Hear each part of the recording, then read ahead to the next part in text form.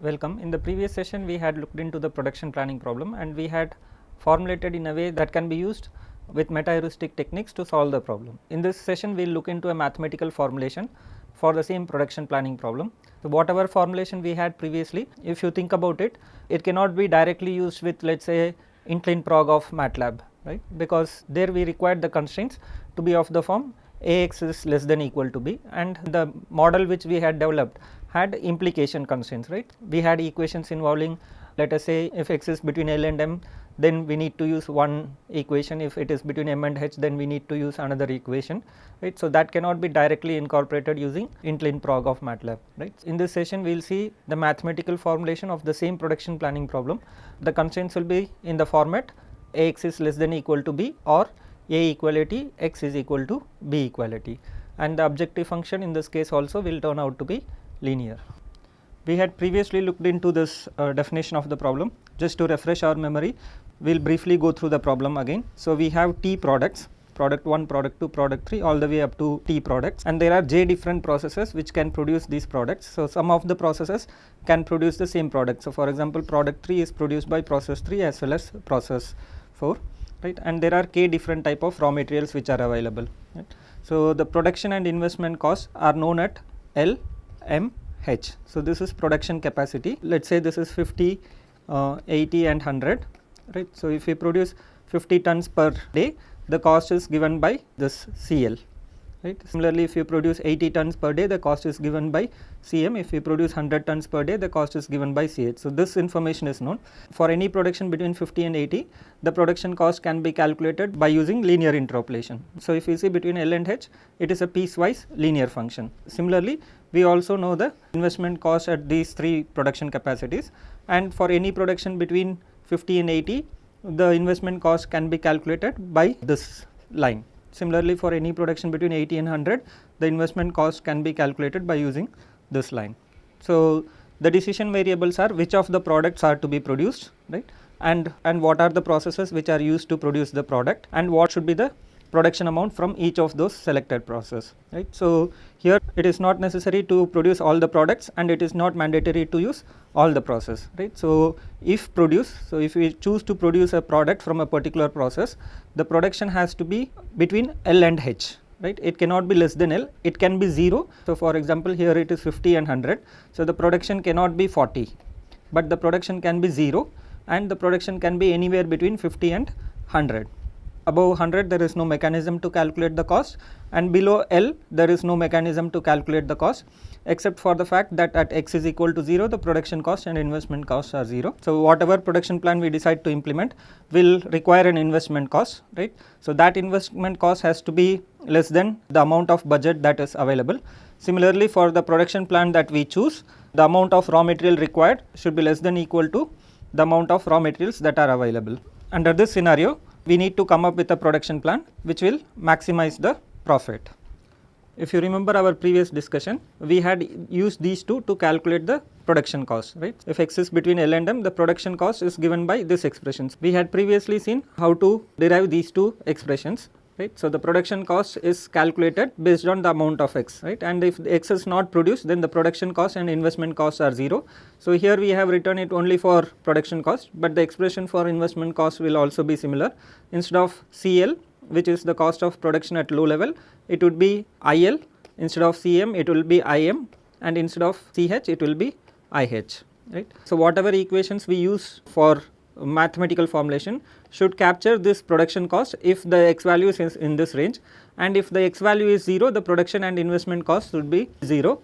Additionally, the equation should ensure that whatever the value of x is, right, x is the amount that is being produced from a particular process, that it should either be 0 or it should be between L and H, right. So, we need to have a set of equations which will capture all of this, right, and this cannot be directly included in a mathematical formulation, right, because in mathematical formulation, if we are looking at a mixed integer linear programming formulation, we are looking at something minimizing C transpose x plus, let us say, C1 transpose x plus C2 transpose y, and we want the constraint Ax plus By is equal to b, and let us say A equal to x plus B equal to y is equal to B2, let us say this is B1, right, and we want x to be between some range L and U, and y also to be between some range, right.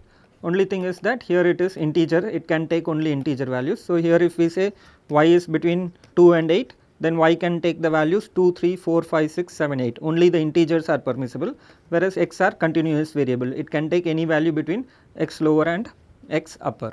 So, the question is, can we transform this problem, whatever problem we have, the production planning problem, can it be transformed into this set of equations? If not this set of equations, at least similar to minimize f of x subject to g of x is less than equal to 0, h of x equal to 0, and x is between lower and upper bounds, right. So, if we have binary variables, then it is x comma y, x comma y, x comma y here, and again y is between lower and upper bounds, right. So, here it is an MINLP formulation, here it is a MILP formulation. So, right now these equations which we have neither fall under this category nor do they fall under this category.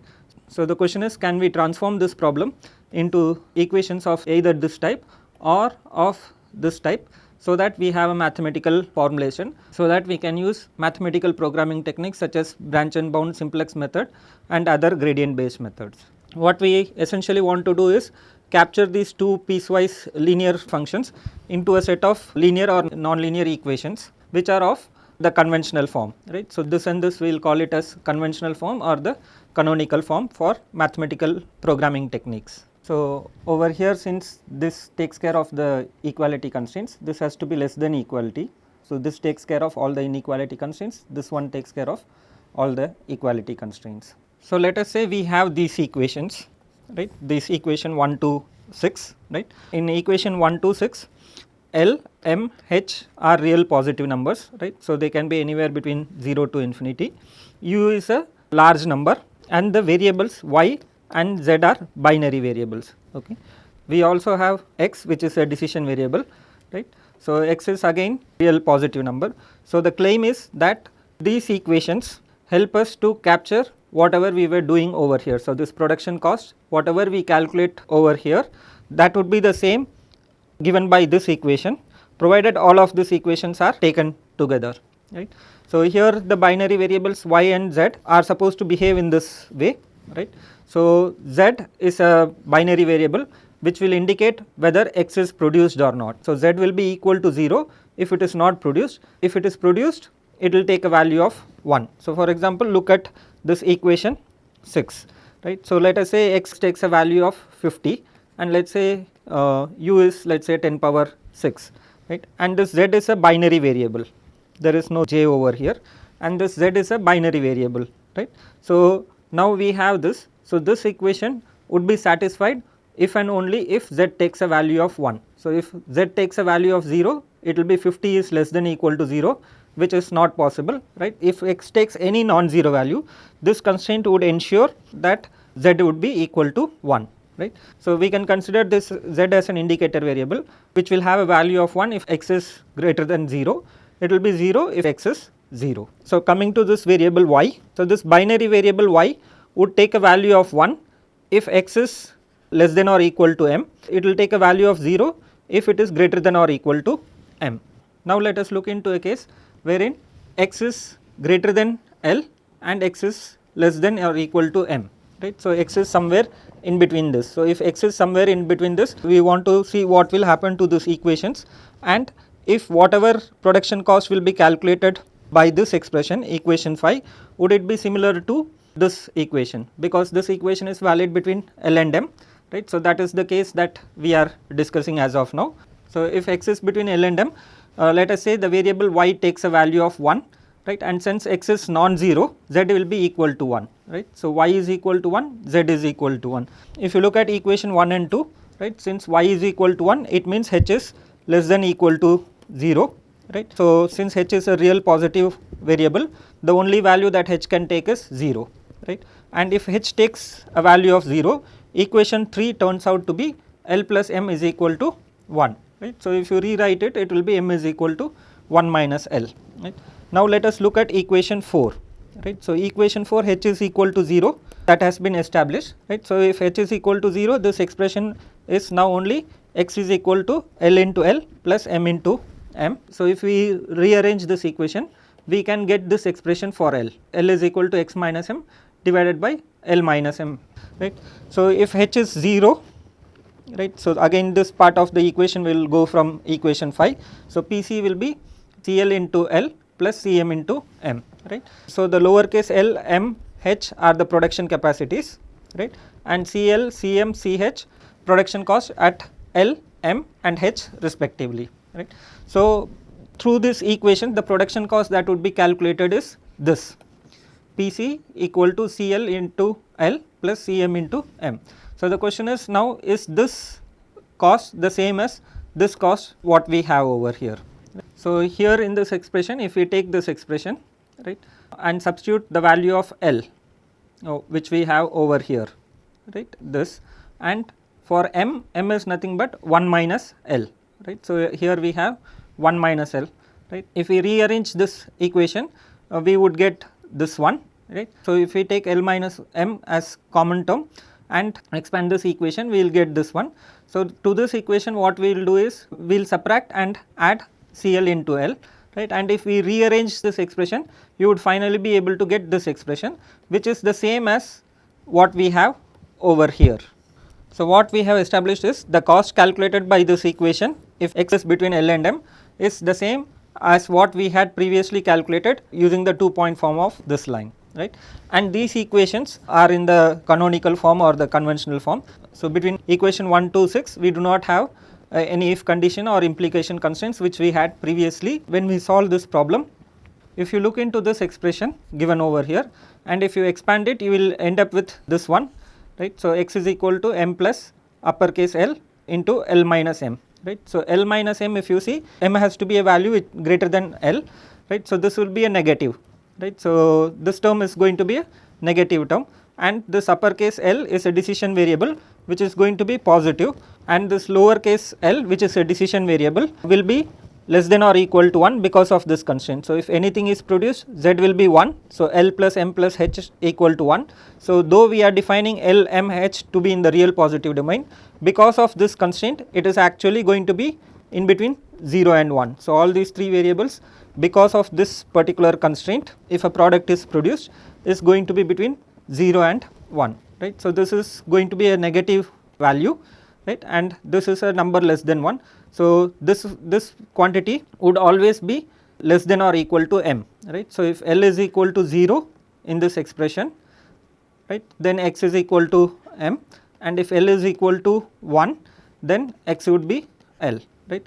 So this set of equation also makes sure that x can be either 0 or it will be between L and m.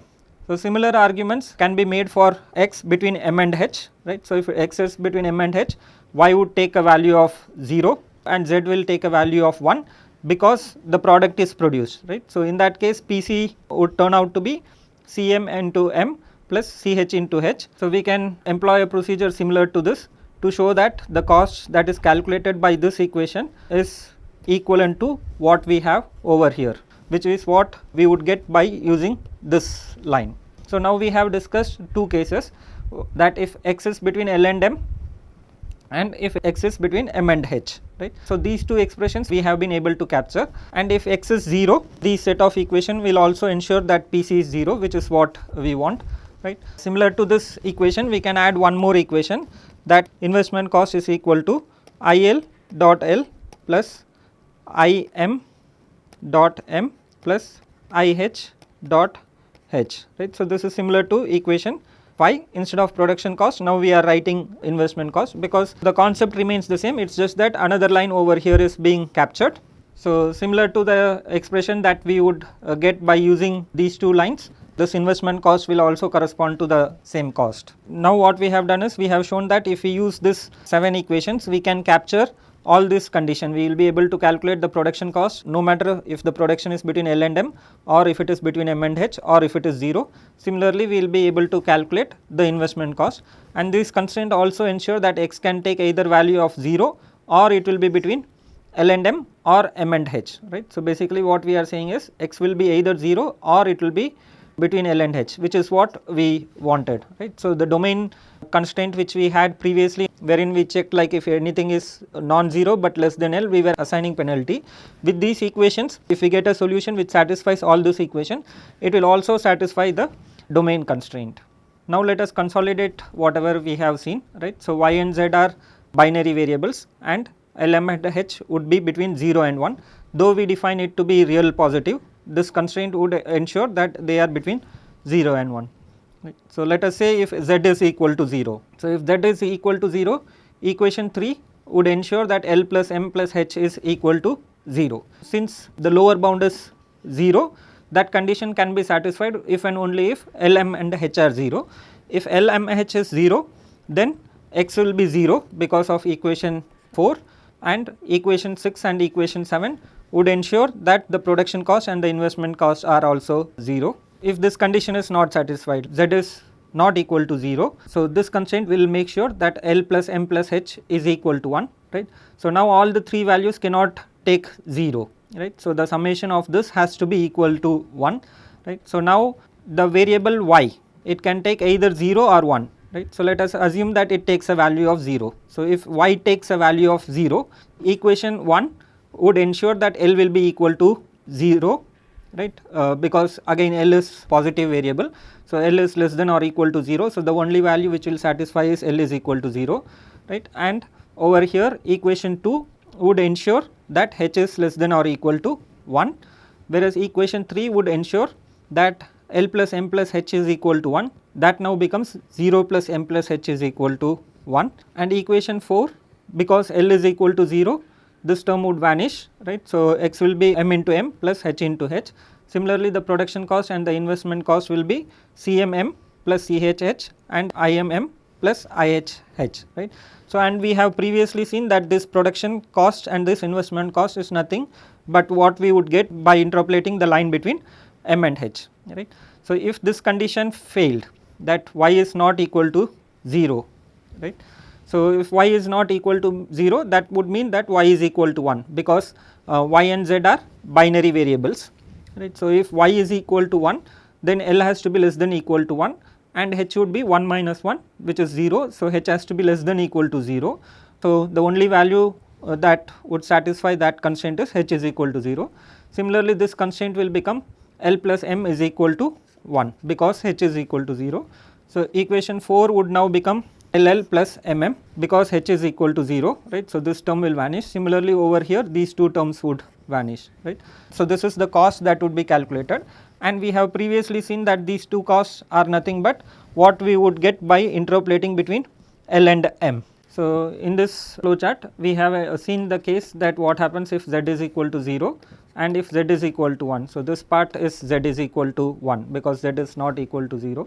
So, in z is equal to 1, we also saw what happens when y is equal to 0 and y is equal to 1, right. So, for z is equal to 0, the production cost and the investment cost turn out to be 0, right. So, which is what we wanted, right. So, if z is equal to 1 and y is equal to 0, so then we are talking about this part, right. So, in that case the production is between M and H, and if y is equal to 1 with z is equal to 1, the production is between L and M, right, which is how we had defined the variables in the first place.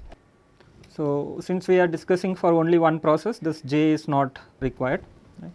So, this gives a consolidated picture of whatever we have seen, right. So, this shows all the cases which we discussed, and this is the derivation which we had previously discussed, that what happens if x is between L and M, right. So, what we essentially get is the production cost and the investment cost is this, right, and this production cost is nothing but if we use this L in this expression and the fact that L plus M is equal to 1 and do a little bit of rearrangement, we would get this expression, which is what we had previously derived. Similarly, if x is between M and H, right, so this would be the production cost and this would be the investment cost, which is the line used for interpolating between M and H, right.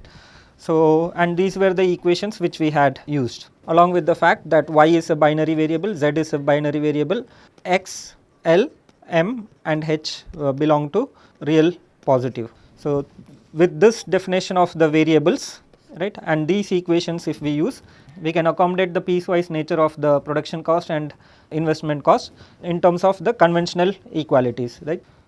So, this discussion is for only one variable for one process, because we had used just the variable x, right. So, if there are j such process, then we introduce j variables. So, if there are j processes, let us say there are 54 processes, right, then we will use 54 y variables, we will use 54 z variables, we will use 54 L, 54 M, 54 H and similarly 54 x variable, right. So, all of this are real positive variables, whereas these two set of variables are binary variables. So, now we will have 54 such y variables, right. So, y1 is for the first process, y2 is for the second process, y3 is for the third process. Similarly, we will have all the way up to y54, right. Similarly, we will also have z1, right. So, z1 is equal to 0 will indicate that nothing is produced from process 1, right, and as value of z2 equal to 1 would indicate that process 2 produces x, which is between L2, because L2 is the lower capacity level for process 2 and it is between H2. Let us consider this process, let us say y37 is equal to 1, right, and z37 is equal to 1. So, that means we are producing something from process 37, that the production is not 0, and y37 is equal to 1, right. So, that means it will be this part, right. Is y37 equal to 0? So, the answer would be no for this case, right. So, that would mean that the production is between L37 and M37, right. So, what we discussed for one process, that can be extended for as many processes as we have. Similarly, if let us say y48 is equal to 0 and z48 is equal to 1. So, that would mean that 48th process produces some quantity, because z48 is equal to 1. So, the production would be between M and H. So, x48 would lie in between M48 and H48. So, previously the equation which we had was L is less than equal to y, right. So, now we add this subscript, right, and this j is for all the process. So, what we do is for all j is equal to 1, 2 all the way up to capital J, where capital J is the number of processes we have, right. So, when we write like this, what we essentially mean is that L1 is less than equal to y1, L2 is less than equal to y2 and all the way up to L. Let us say if j is equal to 54, then L54 is less than or equal to y54, right. So, instead of writing this 54 equation, we can compactly write Lj is less than equal to yj and the subscript j runs from 1 to capital J. So, this symbol is for all symbol. This means this equation is to be written for lowercase j is equal to 1, lowercase j is equal to 2, lowercase j is equal to 3 all the way up to 54. So, similarly, these two equations are for equation 6 and 7, right. So, if we are talking about one particular process, then we can just write this equation. So, if j is equal to 1, then it is this expression. Since we have capital J number of processes, instead of this 1, we can just write this subscript j. So far what we have done is to calculate only the production cost and investment cost, right. So, still we need to employ the constraint that investment cost should be less than budget and the total amount of raw material that is consumed for the entire production plant is less than what is available, right. So, this is the expression for production cost which we have discussed previously. So, since xj denotes the amount of product produced from process j and sp of j is the selling price of product produced from process j. So, SPJ into xj will give revenue from process j minus PC of j is the production cost from process j, right. So, this is the revenue from process j, this is the production cost of process j, right. So, the difference between them would give profit of process j. If we sum it across all the processes, then we get the total profit, right. So, this is what we need to maximize. So, similarly, we can calculate the investment cost, right. It's just similar to production cost, we can have this one. So, IC of j will indicate what is the total investment cost of process j. If we sum it across all the processes, that will tell us what is the total budget that is required, and thus B is the budget that is available. So, whatever that is required which is on the left hand side should be less than or equal to what we have, right. So, these two constraints take care of the budget constraint. So, over here if you see, this equation has to be written j times. J is the number of processes, right. And this constraint is for a raw material constraint, right. Let us say we have k types of raw material and the amount of raw material of type 1 that is available is R1. Let us say R1 is the amount of raw material which is available for type 1, R2 is the amount of raw material which is available for type 2, let us say R10 is the amount of raw material of type 10 which is available, right. So, in general we can write R of k subscript k, right. So, this k runs from 1 to the total number of raw materials, right. So, this is what is available. We know the production from a particular process is xj, right, and we also know this RMJK. So, RMJK is the amount of raw material of type k that is required in process J for producing 1 unit quantity. So, if you remember our previous discussion, this value is given as to how much of raw material is required for producing 1 unit quantity of product, that is given, right. So, here we are determining how much we are producing. This quantity will give how much we require in process J of raw material K. So, if we sum it up across all the processes, the left hand side tells us how much raw material is required for whatever production plan is decided, and the right hand side is how much is available, right. So, whatever is required has to be less than or equal to whatever is available, right. So, we will have j such constraints and over here we will have k such constraints, right, because the number of processes and the number of raw materials need not be the same.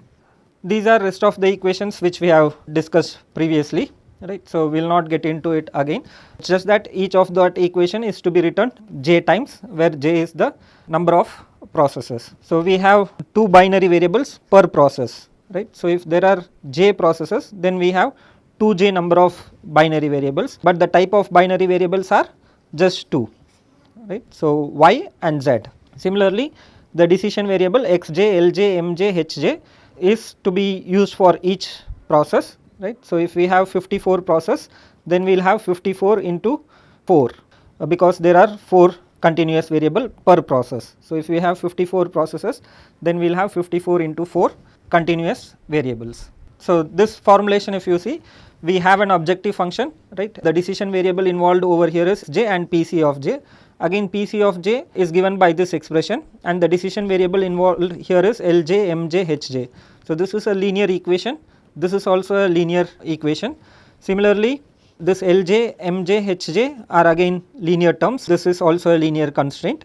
Over here also xj appears linearly in this equation, that is the only decision variable.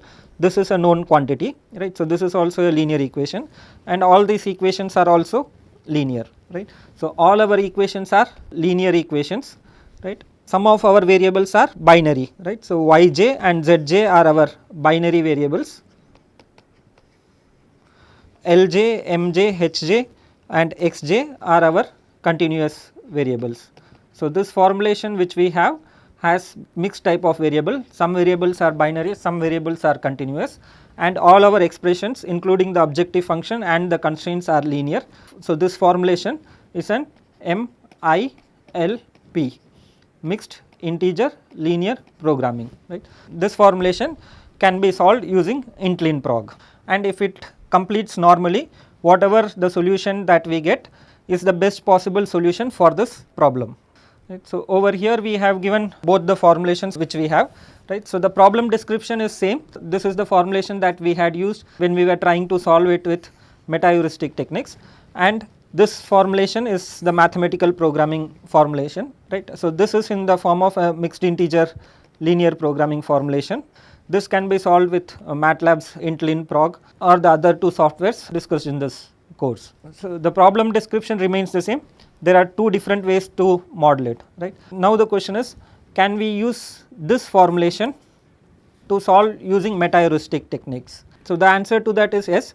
So, the decision variable will be xj, hj, lj, mj, yj and zj. So, 54 into 6 is what the meta-heuristic technique is supposed to give, and now we need to check for this constraint, the L value, M value and the H value given by the meta-heuristic technique, whether it is equal to j which is also given by the meta-heuristic technique.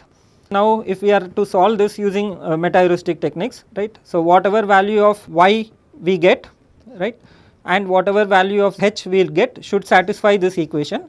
If they do not satisfy this equation, then we need to assign a penalty. So, this particular formulation can be also solved using meta-heuristic technique. We would encourage you to go and solve this formulation, right, this MILP formulation using a meta-heuristic technique and see if you are able to get a solution from it. We had shown you that we were getting reasonably good solution using this particular formulation. The question is, can this formulation be used? The answer is yes, but would you be getting equally good results? That is something that we want you to go and try it out. So, here we have a basic comparison of these two formulations, right. So, in mathematical programming we had these two types of binary variables, right. So, here this comparison is made for 54 processes, which is the case study that we are working with, right. So, the total number of binary variables we would have is 108, whereas this formulation which we had previously used did not have any binary variables, right. It only had continuous variable xj, right. How many such variables would be there? Capital J, which is 54 in this case, right. So, here we do not have any binary variables, and in meta-heuristic techniques we had only 54 continuous variables, whereas in this mixed integer linear programming formulation the number of continuous variables is 4 types L, M, H and Xj. So, 4 times, so 4 into 54. So, we have 216 continuous variables for this MILP formulation, whereas for meta-heuristic techniques we had only 54 continuous variable. Similarly, if we look into the number of constraints, right. So, we had 54 domain constraints, 2 constraints for 2 type of raw material and 1 budget constraint, right. So, this was 2, the budget constraint is 1, right, and the domain hole constraints would be 54, because the domain constraint is for 54 variables, right. So, we had only 57 constraints, whereas if you consider for this MILP formulation, this constraint is also to be written j times, right.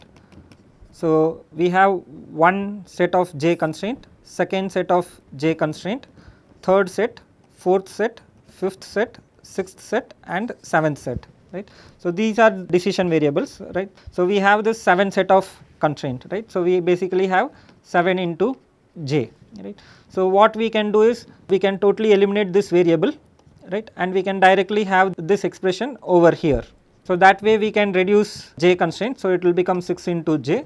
Similarly, what we can do is we can eliminate this set of j constraint and write this expression over here. So, the 6 into j will get further reduced into 5 into j, right. So, we have 54 into 5 such constraint plus 2 constraints for raw material or k constraint and 1 constraint for this budget, right.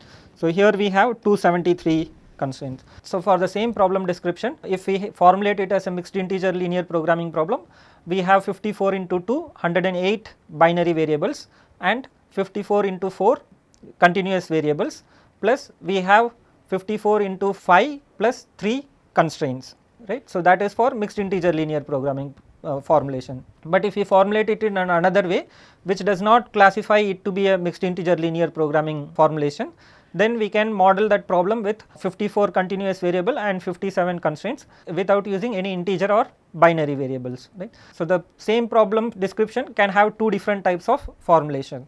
Now, the question is which one of this is better, right. If we have a mixed integer linear programming formulation, it can be solved to global optimality, whereas the meta-heuristic technique there is no guarantee that it would get solved to global optimality, right. Additionally, in meta-heuristic techniques you have the issue of fixing the user defined parameters.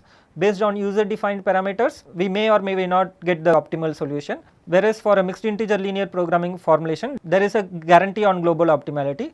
Only thing is that there is no assurance that it would get solved in reasonable amount of time, right. So, if we have a mixed integer linear programming formulation that can be solved in reasonable amount of time, then that is what is to be preferred, because we get a guarantee on the solution that we obtain, that the solution is globally optimal solution and there is no better solution than what is discovered.